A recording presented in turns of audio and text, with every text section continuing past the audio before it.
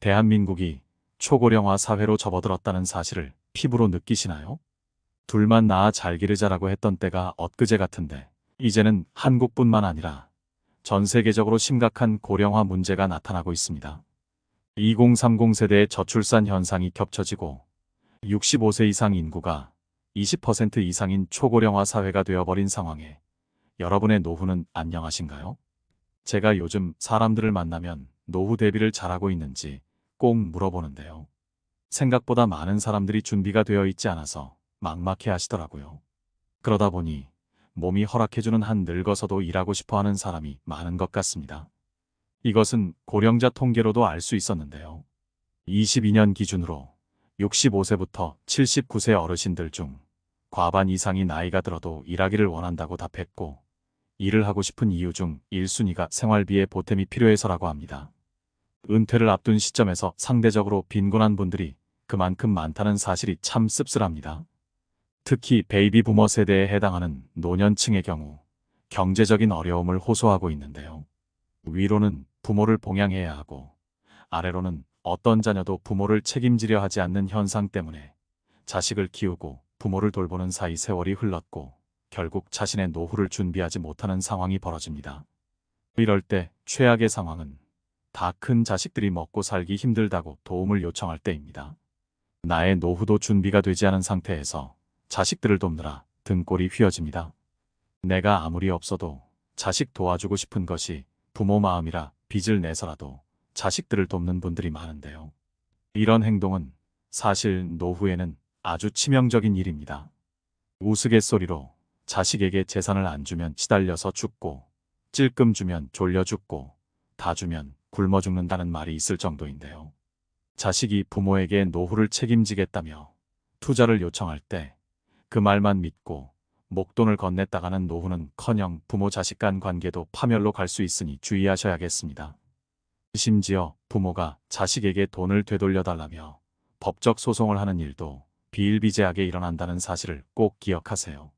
은퇴를 앞둔 중년층과 노년기에 접어드는 많은 고령층이 하는 가장 큰 후회 중 하나가 경제적으로 여유로운 환경을 마련하지 못했다는 점입니다.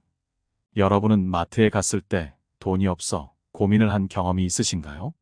노후에는 지금보다 덜 벌면 덜 벌었지 지금보다 더 많은 수익이 들어오기는 힘들기 때문에 아무런 준비 없이 노년을 맞이하게 된다면 경제적인 어려움에 직면하게 되고 있는 곳 삶에 영향을 주게 됩니다.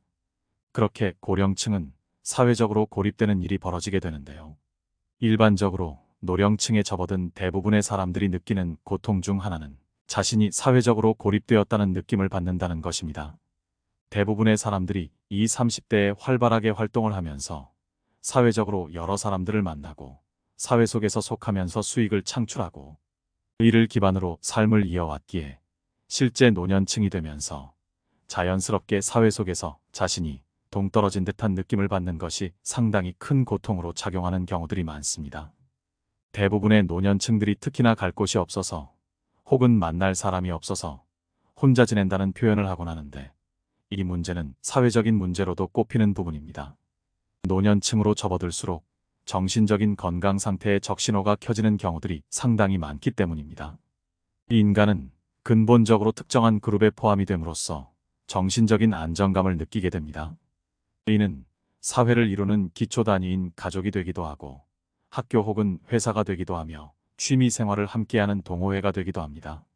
하지만 대부분의 노년층은 이러한 기초적인 관계 자체가 파괴되어 있을 가능성이 높습니다.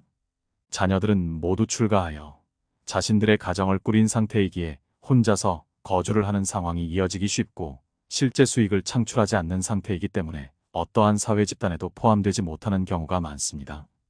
정상적으로 사회생활을 하지 못한다는 것은 그만큼 사람과의 교류를 하지 못한다는 이야기가 되기 때문에 결국은 사회적인 고립감을 느끼는 상황으로 이어지게 된다는 것을 의미합니다. 홀로 거주를 하는 많은 중장년층 그리고 노년층에서 경제적인 어려움만큼이나 개인의 삶을 괴롭게 만드는 요소 중 하나로 이 정신적인 고통을 꼽고 있을 정도로 이 문제는 삶의 질에 있어서 큰 문제를 주는 원인이 되기도 합니다. 그 사람은 사회적인 동물로 반드시 일정한 단체에 속함으로써 정신적인 안정감을 느끼게 되고 그를 통해서 사회적인 관계를 맺게 됩니다.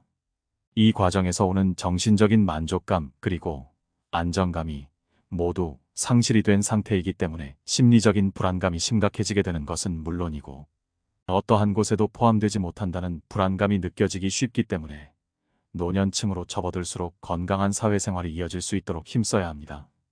사회적인 고립에서 벗어나지 못하게 되면 정신적으로 고통을 받게 되고 이는 육체적인 통증으로 나타나게 됩니다.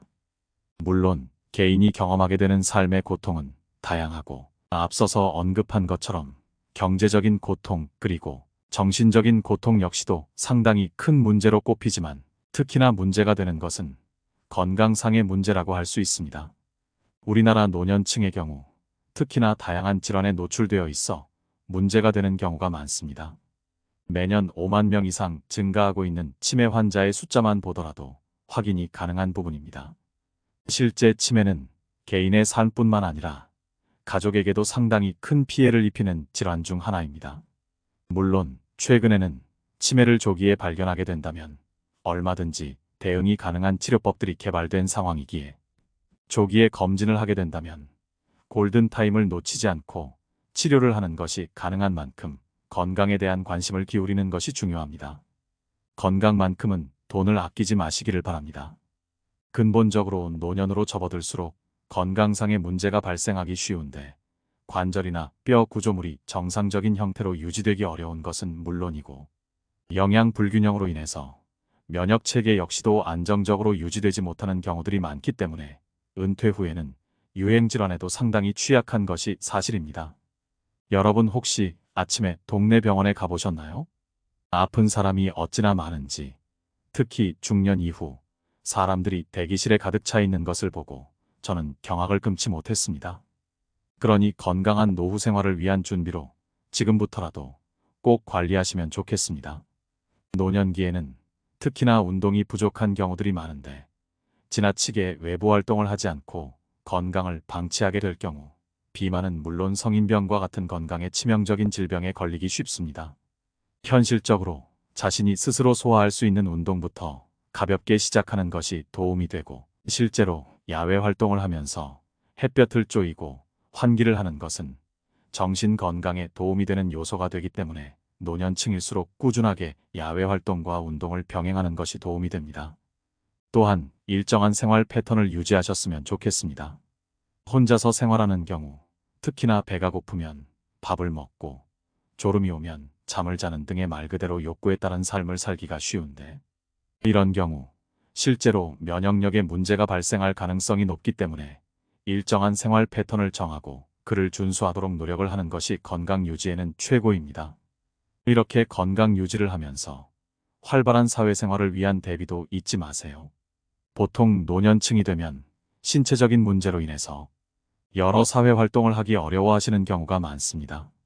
가족들과 독립되어서 생활을 하게 되는 경우, 특히나 정신적인 건강을 위해 사회생활을 활발하게 하는 것이 도움이 될 수 있는데 다양한 방법을 알려드리겠습니다.